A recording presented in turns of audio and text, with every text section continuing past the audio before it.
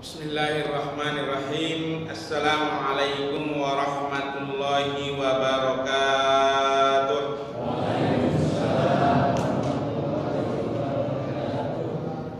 Innal hamdalillah nahmaduhu wa nasta'inuhu wa na'udzu billahi min shururi anfusina wa min sayyiati a'malina. May yahdihillahu fala mudilla lahu wa may yudlil fala hadiyalah. La haula wala quwwata illa billahil aliyyil azim. Asyhadu an la ilaha illallah wahdahu la syarikalah wa asyhadu anna Muhammadan abduhu wa rasuluh la nabiyya ba'dah. Allahumma salli wa sallim wa barik ala Muhammadin wa ala alihi wa sahbihi wa man tabi'ahum bi ihsanin ila yaumiddin. Ma'asyiral muslimin wal muslimat rahimakumullah. Bapak-bapak dan ibu-ibu hadirin yang dirahmati yang dimuliakan Allah Subhanahu wa taala. Wabil khusus para asatidz, para hujjat, para tokoh masyarakat yang kita muliakan, para pengurus DKM Masjid Al-Amanah, mudah-mudahan kita semuanya sehat walafiat dalam lindungan Allah Subhanahu wa taala, dikaruniakan kita rezeki yang halal dan barokah, dimudahkan urusan-urusan kita untuk senantiasa taat kepada Allah Subhanahu wa taala. Bila ada di antara keluarga kita, jamaah kita yang aktif memakmurkan masjid ini, barangkali dalam keadaan sakit, kita doakan mudah-mudahan Allah angkat penyakitnya. Allah berikan kesembuhan, sehat walafiat. Dan yang sudah meninggal dunia dari orang-orang tua kita, keluarga kita, guru-guru kita, jamaah kita, kita doakan mudah-mudahan mereka semuanya dalam ampunan Allah Subhanahu wa taala, diluaskan dan dilapangkan kubur mereka dengan junjuran rahmat Allah. Kelak kalau kita menyusul mereka, mudah-mudahan kita menyusul mereka dalam keadaan husnul khotimah. Karena pasti nyusul kita, pasti nyusul. Cepat atau lambat kita ini pasti nyusul mereka. Udah banyak pejuang-pejuang di Al-Amanah ini yang dulu bersama kita, sekarang sudah berpulang di hadapan Allah Subhanahu wa taala. Bapak-bapak, saudara-saudara sekalian, sebelum kita taklim tentunya kita turut mengucapkan inna lillahi wa inna ilaihi rajiun. Hari ini ada dua musibah berupa kematian yang cukup menggetarkan hati kita karena kejadiannya di sekitar kita. Pertama adalah ditemukannya tadi pagi Kiai Haji Isomuddin Mukhtar sudah dalam keadaan meninggal dunia di dalam mobilnya. Dia habis taklim Selasa sore taklim. Informasi yang kita dapat begitu, walau alam, pulang taklim rasanya dadanya nyesek. Dia menuju rumah sakit. Belum nyampe di rumah sakit, rupanya nggak kuat lagi. Dia berhenti. Sampai sore, sampai malam, keluarga nyari-nyariin. Habis subuh tadi baru ketemu mobilnya. Dan sudah meninggal, kemudian dibawa ke RSUD Bekasi dan tadi diotopsi katanya. Baru pagi-pagi sekitar jam 10 atau setengah 10 kejadian gitu. Iya. Kita nggak tahu, saya nggak tahu berapa persisnya yang luka-luka dan berapa yang meninggal dunia. Doa kita untuk mereka semuanya, mudah-mudahan mereka semuanya diampuni Allah Subhanahu wa taala. Keluarga yang ditinggal pasti berduka luar biasa. Pasti berduka karena berangkat sehat, apalagi yang lagi nyetir itu berangkat kerja sehat. Nggak ada apa-apa namanya lagi kerja. tiba-tiba nyampe berita ke keluarga sudah inna lillahi wa inna ilaihi raji'un. Tapi tidak apa-apa, bagaimanapun kelak kita juga semuanya akan begitu, akan meninggal. Caranya macam-macam. Orang soleh, orang baik, orang beriman, orang yang taat kepada Allah kadang-kadang meninggalnya dalam posisi menurut pandangan manusia ngeri. Ya, contohnya siapa? Paman Rasul Hamzah. Dihantam dengan panah dan tombak dari belakang. Karena kalau berhadapan Hamzah jago kuat. Setelah itu tertusuk, dia tersungkur di medan perang Uhud itu. Lantas datang Hindun, ditusuk dadanya, dibelah, kemudian dicakar, dimakan jantungnya sama Hindun. Tapi walaupun begitu, dia itu syahid. Orang melihatnya ngeri. Sementara dia pergi dalam keadaan senyum menghadap Allah Subhanahu wa Ta'ala. Ada mungkin enak meninggal di atas tempat tidur yang empuk, kelihatannya enak, tapi belum tentu itu husnul khotimah. Jadi bapak-bapak, saudara-saudara sekalian, baru kita ini tentu merasa bahagia ada di tempat yang baik ini, bersama dengan orang-orang baik melaksanakan aktivitas yang baik. Mudah-mudahan ketika ajal menjemput kita memang dalam posisi seperti ini, posisi dalam keadaan baik, di tempat yang baik bersama orang baik. Itu Hamzah tadi. Hamzah itu berada di tempat yang baik. Di medan jihad itu tempat paling baik. Di medan jihad bersama orang-orang yang berjihad, bersama orang-orang baik, bersama mujahid-mujahid. Datang maut menjemput. Itu yang diimpikan banyak orang. Orang-orang beriman mengimpikan itu. Khalid bin Walid termasuk yang memimpikan itu. Sering bersama Rasul pergi ke medan perang membela agama Allah. Tapi ketika Khalid bin Walid itu mau meninggal, justru Khalid bin Walid itu meninggal di atas tempat tidur. Dia sedih, bukan sedih karena dia meninggal, mau meninggal. Dia sedih, kenapa dulu saya tidak meninggal di medan jihad, kok meninggalnya malah di atas tempat tidur. Jadi bapak-bapak, saudara-saudara hadirin yang dirahmati Allah, sekarang medan jihad itu lagi tidak kelihatan. Mungkin hanya saudara-saudara kita di Palestina yang sedang berada di medan jihad. Inilah jihad kita. Inilah jihad kita memang memakmurkan masjid. Inilah jihad kita menghidupkan dakwah, mengagungkan asma-asma Allah melalui Masjid Al-Amanah yang ada di tempat kita ini. Maka berbahagia kita, syukur kita ada di tempat ini. Memang kelihatan gak ada apa-apa. Datang di masjid, sholat sunnah 2 rakaat, baca Quran, berzikir, berdoa, menyebut asma-asma Allah, bertahlil seperti ini. Pulang-pulang kita gak ada apa-apa. Gak ada apa-apa. Tapi kita sesungguhnya sudah memiliki hal yang luar biasa kalau itu kita lakukan dengan ikhlas. Orang pulang dari Sumarekon, habis dagang, habis bisnis di sana, pulang ke rumah bawa 50 juta.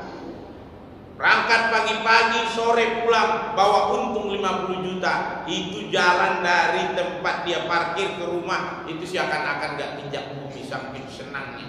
Kenapa? Bawa 50 juta. Kalau tiap hari begini katanya, kalau 30 hari 5 kali 3 1,5 gedean gaji saya dari bintang 2. Itu kata dia. Tapi yang ini 2 rakaat kita di masjid ini lebih baik daripada dunia berikut isinya. Cuma jarang yang sumringah pulang dari masjid. Biasa aja. Apalagi ceritanya tentang kematian. Tapi ini bahagia kita. Kalau pulang ke rumah itu bahagia, kelihatan sumringah. Kata anak istri, dari mana Pak? Dari masjid. Wah, kelihatan bahagia. Iya, kalau Bapak udah bahagia kita suruh aja sering-sering ke masjid. Tapi kalau pulang-pulang sedih Ibu, dari mana Pak? Dari masjid. Kayaknya Ibu sedih kalau pulang dari masjid. Kalau bisa Ibu gak usah ke masjid lagi.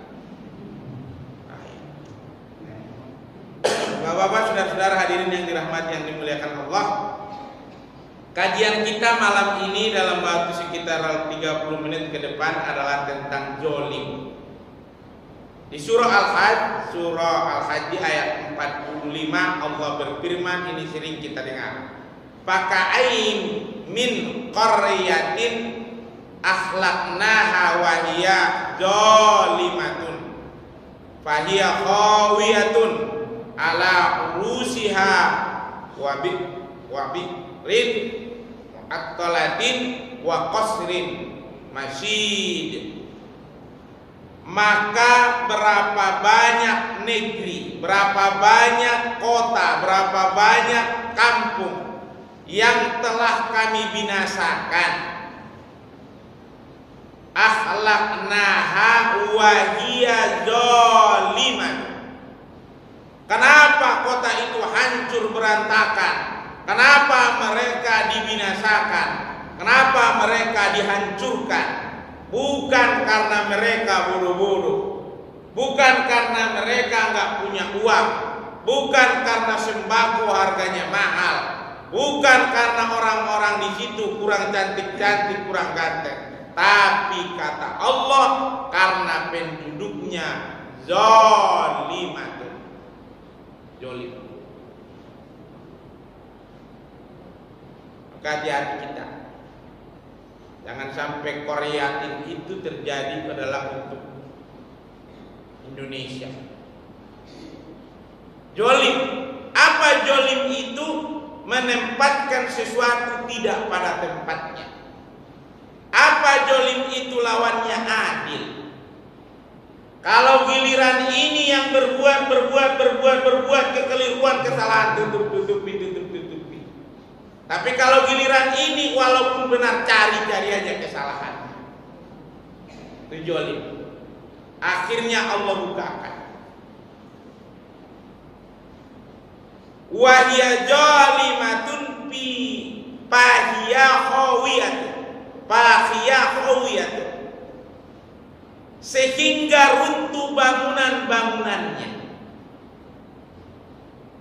hancur. Di kita dihancurin sendiri, temboknya ditembak sendiri. Allah bukakan, tapi masih banyak yang ditutup-tutupi, masih banyak yang disembunyi-sembunyikan. Mudah bagi Allah nanti kalau Allah mau buka, mudah. Jadi hadirin yang dirahmati yang dimuliakan Allah Subhanahu wa taala, dalam hadis qudsi an Abi Dzarrin Ghifari radhiyallahu anhu anin Nabi sallallahu alaihi wasallam bima yarwi an Rabbih azza wa jalla annahu qala ya ibadi inni haramtu zulma ala nafsi wa ja'altuhu bainakum muharraman fala tazalamu. Wahai hambaku, ya ibadi, wahai hambaku, inni haramtu, saya mengharamkan berbuat zalim atas diriku dan kepada hamba-hambaku, kepada makhlukku. Maka aku haramkan kalian berbuat zalim. Tidak menegakkan keadilan, tidak menempatkan sesuatu pada tempatnya adalah kezaliman. Ada 3 macam kezaliman dalam Islam yang harus kita hati-hati, baik secara pribadi, kelompok, masyarakat, apalagi negara, agar jangan berbuat ini. Pertama adalah kejoliman yang paling besar, kufur, mensyirikatkan Allah. Itu nomor satu. Maka itulah nasihat Luqman kepada putranya, kepada anak-anaknya. Ya bunayya la tusyrik billah, inna syirka la julmun ajib. Wahai anak-anak, jangan pernah kalian mensekutukan Allah, kufur kepada Allah, hendak mengimani Allah, malah mencari Tuhan selain Allah. Karena itu adalah kejoliman yang paling besar. Yang paling gila kejoliman yang seperti ini Fir'aun sama Namrud. Ngaku dia Tuhan. Dia nggak nyari Tuhan lagi.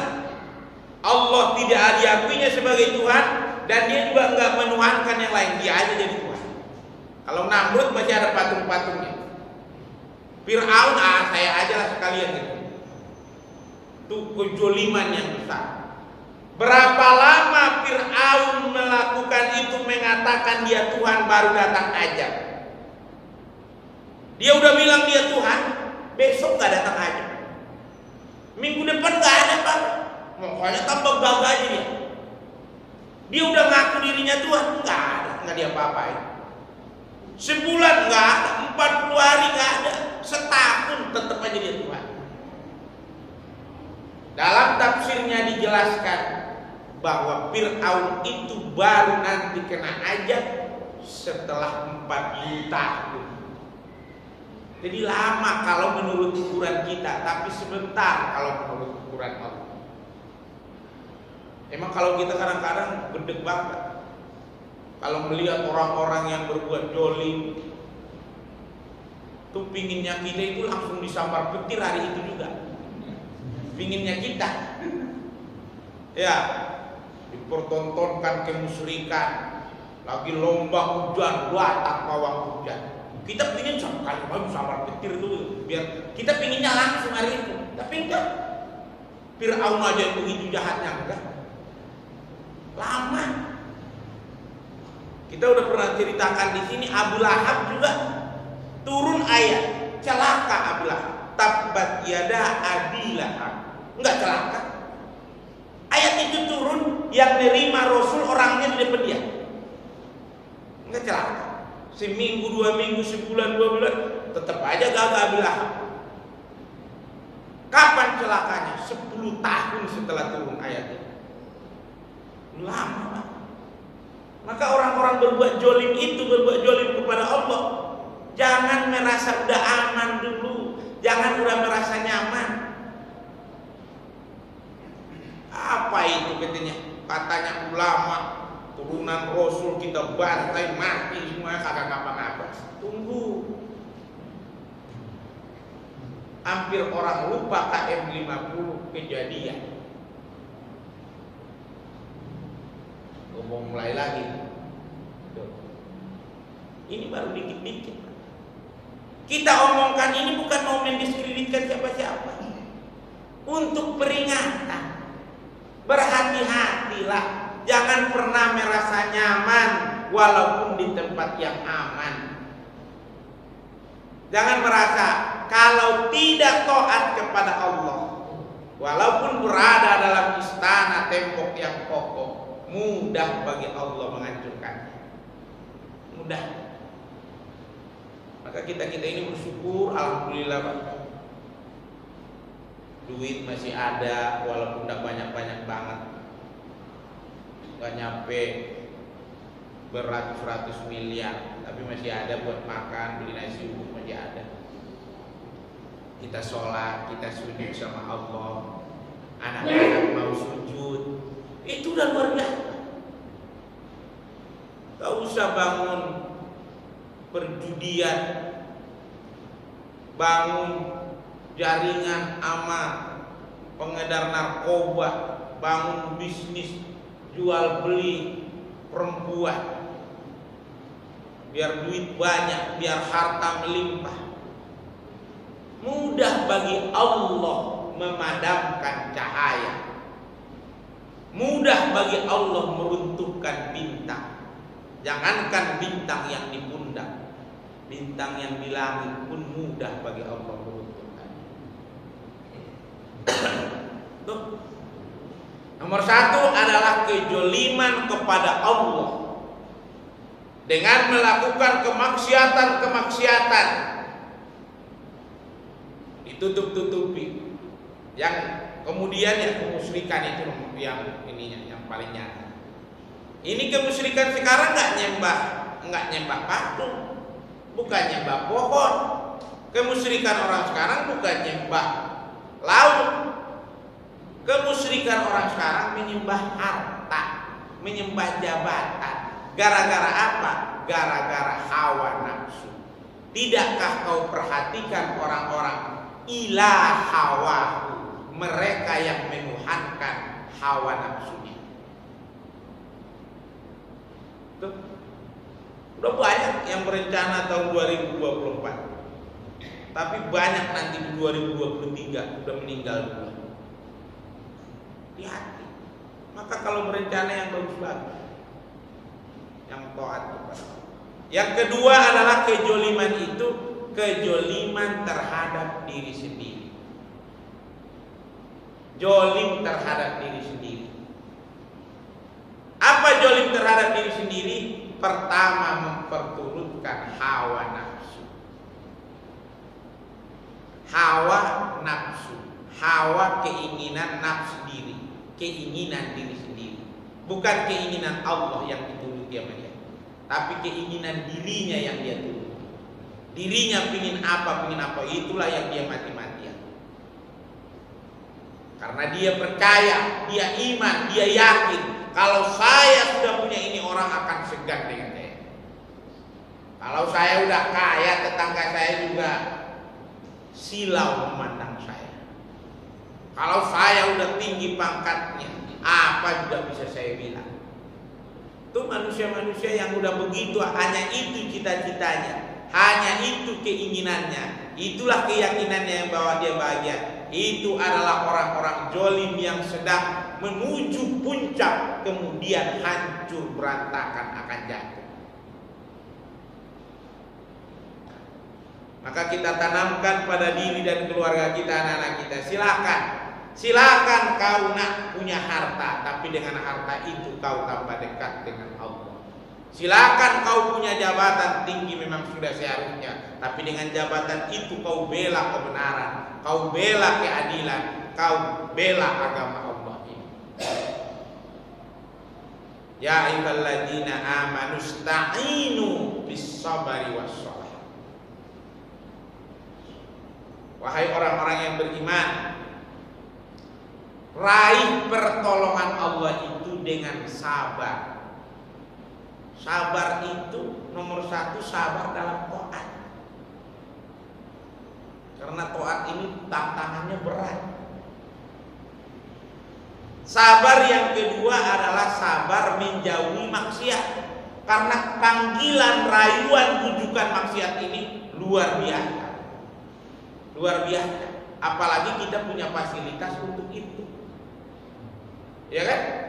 Duit banyak, jabatan cukup, yang bening-bening ada, kan panggilannya. Kecuali duit kurang, badan juga udah gak sehat, udah tua, ada yang manggil-manggil juga, udah geleng aja. Tapi kalau yang masih muda-muda, badan masih muda gagah, duit banyak, ya kan, jabatan bisa menutupi keburukannya. Udah, panggilan untuk maksiat itu memang kencang. Maka kadang-kadang kita beruntung. Waktu dulu lagi menggebu-gebu, badan masih sehat, duit kurang. Beda. Itu banyak kalau kita renung-renungkan, itu jangan-jangan sayangnya Allah sama kita, biar kita gak terjerumus. Maka kita ingatkan anak-anak kita, generasi di belakang kita, silahkan kau nak kaya, tapi jangan sampai kekayaanmu itu mengantarkanmu menjadi bahagia, senang dalam kemaksiatan. Tapi berbahagialah dengan hartamu itu, kau bisa menolong, membantu orang-orang susah.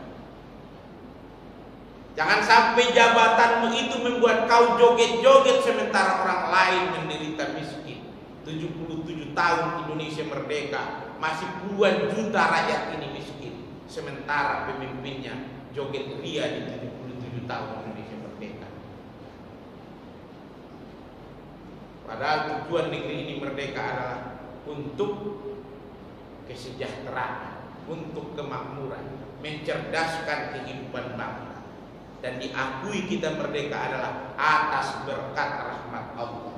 Apa rahmat Allah akan mengalir dengan perilaku seperti itu? Apa akan mengalirkah ke negeri ini dengan perbuatan-perbuatan seperti itu? Rahmat berkah Allah. Kalau keyakinan kita menyatakan justru rahmat berkah Allah makin jauh kalau perilaku kita begitu. Itu namanya jolim terhadap diri sendiri. Baru jolim terhadap masyarakat, bangsa dan negara. Hak orang diambil, hak orang ditilang, hak orang mestinya ini jatah orang lain, tetapi diambil sama dia. Jolim terhadap orang lain. Kalau jolim cuma pada satu orang, barangkali kita bisa minta maaf. Besok lusa kita ingat, kita nyadar, kita datang, maafkan saya. Saya waktu itu sudah mengambil hakmu. Hari ini saya ingin minta maaf dan mengembalikannya. Allah bukakan hatinya, dia maafkan kita, kita kembalikan haknya. Tapi kalau bagaimana kalau se-Indonesia? Kemana minta maafnya?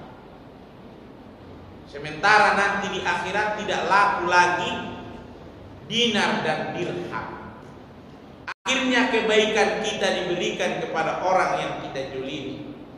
Kalau kebaikan kita nggak ada lagi yang diberikan, maka keburukan orang yang dijolimi itu diberikan kita. Keburukan kita aja udah pusing ngurusinya, tambah lagi keburukan orang.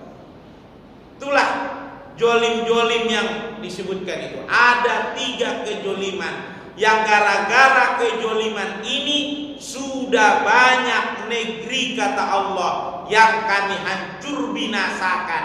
Bukan karena mereka nggak banyak duitnya, bukan karena mereka tidak pintar, tapi karena mereka jolim. Sekarang kejoliman itu kelihatannya di negeri kita tumbuh agak besar. Agak besar. Ada jolim dengan jabatannya, ada jolim dengan hartanya, ada yang jolim dengan ilmunya. Penerimaan mahasiswa baru tahun ini, tahun akademik ini, rektor Unila bermasalah. Bukan dia nggak tahu, profesor banding kita mah, tapi ilmu bisa bikin tersesat, jabatan bisa bikin orang lupa, harta bisa bikin orang. Tetapi ini bukan sesuatu yang harus dihindari. Harta ya sangat bagus. Kita kalau kaya-kaya di sini, kita yang ada di masjid ini, misalkan ada satu di sini konglomerat, punya duit misalkan ratusan miliar atau beberapa triliun, nggak usah puluhan triliun, kan dia bisa bilang, Pak, coba didata dulu Pak Haji, yang rajin ngaji berapa? Ada 20 orang, besok umroh semua. Kalau ada yang kaya, kalau nggak ada yang kaya, mau beli nasi uduk dulu kurang. Iya, iya kan Pak. Tapi kalau orang kaya ada konglomerat itu mudah. Satu pesawat dibayarin sama dia. Tapi yang kaya-kaya jarang begitu. Yang kaya-kaya jarang begitu. Karena kaya ini sering bikin sombong. Bukan gak ada, tapi jarang. Bukan gak ada yang begitu, tapi jarang. Kita punya konglomerat orang terkaya di Indonesia masuk jajaran 10 besar Muslim. Dan kita senang Muslim. Khairul Tanjung itu masuk orang konglomerat 10 orang terkaya di Indonesia. Uangnya udah ratusan triliun. Tapi belum seberapa dibandingkan dengan utang negara kita ya. akhirat kita lebih gini lagi. Tuh apa itu? Tuh, jadi kaya itu bukan sesuatu yang harus dihindari, tetapi jangan sampai jolim dengan itu. Jabatan juga jangan, harus ada orang-orang mukmin, orang-orang soleh mestinya penentu di negeri ini. Tanda tangannya laku. Tapi kalau orang-orang jolim, repot kita.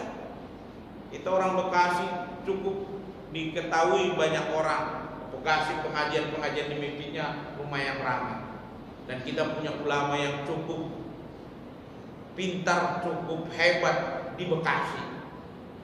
Ustadz Adi Dayat Bekasi. Sayangnya wali kota kita bermasalah.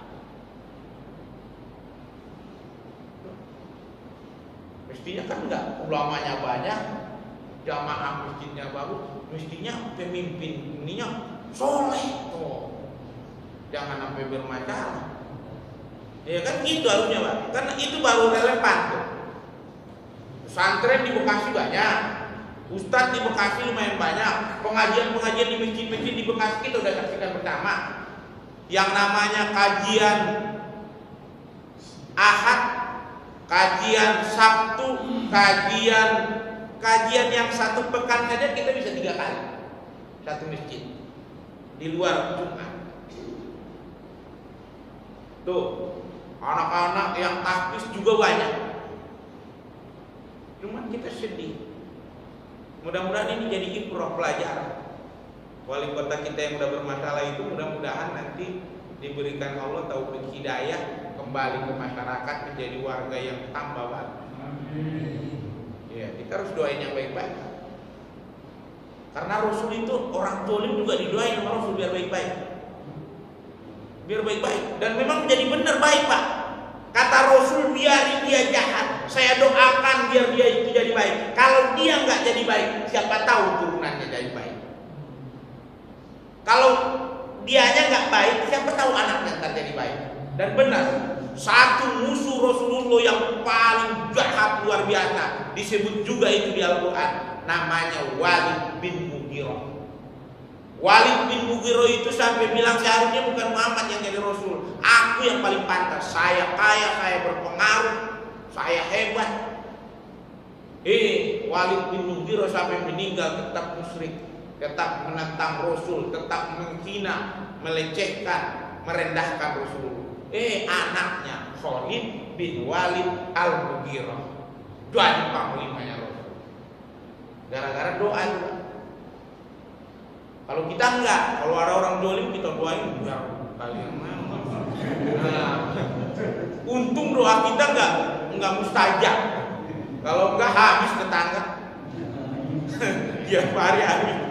Kalau Rasul enggak, Abu Lahab tapi anaknya Ikrimah jadi pembela Rasul.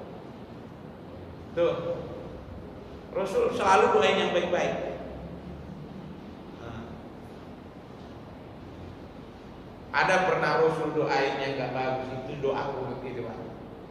Karena penghafal Al-Quran, mereka minta agar dibawa ke kampung mereka untuk mengajarkan Al-Quran, mengajarkan Islam. Tapi di tengah jalan mereka bantai.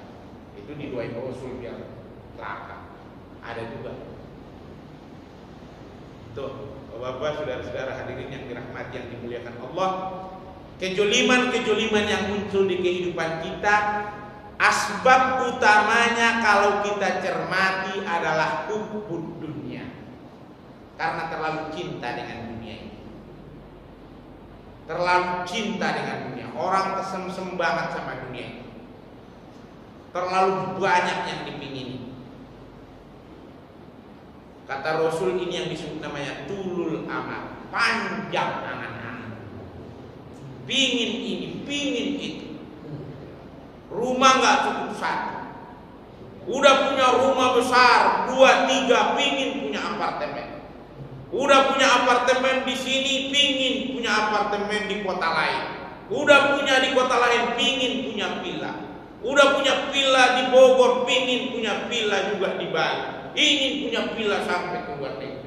Padahal yang ditidurinya tetap saja badan ini paling di atas kasur yang 2 kali 1,5. Walaupun dibikin kasurnya gede gak bisa kita tidurin semua. Perut ini cuma sejengkal. Sebenarnya kalau disadari dengan penuh tafakkur dan zikir kepada Allah, merenung kepada Allah, hidup ini enak itu cuma sedikit dan sebentar. Dikit dan sebentar. Itu Bu, bakso itu enak kalau dikit. Semangkok enak, 2 mangkok enak, 3 mangkok udah mulai. Kalau dipaksa 5 mangkok gumoh. Dikit yang enak itu. Dikit yang enak itu. Naik sepeda setengah jam enak, 1 jam mulai letih. Kalau dipaksain setengah hari mati. Bukan sehat. Tuh, olahraga sebentar, jogging sebentar enak. Sebentar sama sedikit. Kalau bicara tentang makanan yang masuk ke dalam tubuh kita, tidak ada lauk yang paling enak selain daripada yang namanya lapar. Kalau udah lapar enak. Kecap sama tempe ayo nambah. Kalau udah lapar. Tapi kalau udah kenyang, walaupun ada sop, ada sate, ada macam-macam, lagi kenyang. Kalau dipaksain ya itu tadi gumoh lah. Tuh. Jadi apa yang membuat orang jadi serakah? Kenapa orang segitu-gitunya kadang-kadang sikat sana, sikut sini, kadang-kadang saudara pun menjadi musuh hanya gara-gara harta. Adik kandungnya nggak ditegur gara-gara harta. Sampai nanti suatu waktu kalau kita baca-baca di Al-Quran ini dijelaskan bahwa nanti ketika dunia ini dikeluarkan isinya, manusia udah keluar semuanya, maka isi perut bumi ini udah dikeluarkan semuanya. Orang-orang berjalan, mereka lihat intan, emas, permata, berserakan. Gak ada lagi yang ngambil. Gak ada lagi yang ngambil. Emas ada, intan ada, permata, apalagi cuman batu duanya. Waktu cincin yang mahal-mahal udah gak ada yang ngambil. Gak ada yang mau ngambil lagi Pak. Akhirnya apa kata mereka? Mereka berkata, gara-gara ini dulu saya gak sholat, gara-gara ini dulu ya Allah saya sampai lupa sholat, saya tinggalkan tidak baca Quran, gara-gara ini saya bermusuhan dengan saudara saya, gara-gara ini saya tidak tegur sapa dengan tetangga saya. Saat itu penyesalanlah yang muncul. Alhaakumut takasur hatta zurtumul maqabir. Dulu dia bermegah-megah gara-gara itu, lupa akan kematian. Maka orang-orang jolim-jolim ini sebetulnya adalah asbabnya itu aja, hubud dunia, terlalu cinta dengan dunia. Dan itulah yang ditakutkan oleh Rasul, penyakit. Penyakit yang ditakutkan Rasul itu adalah wahan. Apa penyakit wahan itu ya Rasul? Hubud dunia wa karaatil maut. Kalau udah yang namanya cinta dunia, pasti takut mati. Dia udah mikirin nanti ruko saya, apartemen saya, uang saya, deposito saya, itu yang dipikir. Akhirnya dia takut dia meninggalkan itu semua. Padahal itu tidak berguna bagi dia. Bukankah Abu Lahab itu kaya raya, tapi hartanya tidak berguna bagi dia. Begitu disebutkan. Ma aghna anhu maluhu wa ma kasaba. Tidak ada gunanya bagi dia malnya itu, hartanya itu. Jadi harta yang kita miliki ini baru berguna. Jangan jolim. Bagaimana tidak jolim dengan harta? Gunakan dia di jalan Allah, dengan zakat, dengan sedekah, dengan infak. Tuh, gunakan dia di jalan Allah. Kalau enggak kita jolim sama harta. zalim terhadap diri kita. Gunakan. Jadi hadirin bapak-bapak, ibu-ibu yang dirahmati yang dimuliakan Allah, kajian ini bukanlah kajian yang baru. Karena semua yang kita kaji dalam taklim-taklim kita itu cuma mengulang kaji lama. Apa yang sudah disampaikan ulama-ulama kita dari zaman dulu, dari zaman Rasulullah, sahabat, tabi'in, sampai hari ini sebetulnya adalah mengulang yang sudah ada. Kalau ada kaji baru itu justru itu kita harus ragu. Ada kajian yang belum pernah disampaikan Rasul, nggak pernah juga disampaikan sahabat, nggak pernah disampaikan tabi'in, nggak pernah disampaikan tabi'in, nggak pernah disampaikan ulama-ulama terdahulu. Nah itu kita harus hati-hati. Kalau kajian tentang jolim, bukan cuma zaman Rasul, zaman Luqmanul Hakim udah ngomong sama anak, jangan jolim lah, bahaya. Inna syirka la zulmun adzim. Oleh karena itu, bapak-bapak hadirin yang dirahmati Allah, intinya kita ini cuma saling mengingatkan, tawasau bil haq, tawasau bis sabr, tawasau bil marhamah. 3 itu aja di Quran. Saling mengingatkan untuk kebenaran, saling mewasiatkan masalah sabar, lakukan karena marhamah, karena kasih sayang, bukan untuk mendiskreditkan siapa. Barangkali demikian bapak-bapak, ibu-ibu yang dirahmati Allah. Barangkali ada yang berkenan untuk menambahkan atau mengoreksi, atau mungkin ada juga yang nanya, gak apa-apa, nanti kita sama-sama untuk menyempurnakan taklim kita ini dengan memohon pertolongan Allah Subhanahu wa taala. Terima kasih. Usikum wa nafsi bitaqwallah. Assalamualaikum warahmatullahi wabarakatuh. Bapak sekalian, masih ada waktu 10 menit bagi yang mau menanyakan, silakan Pak, Ibu.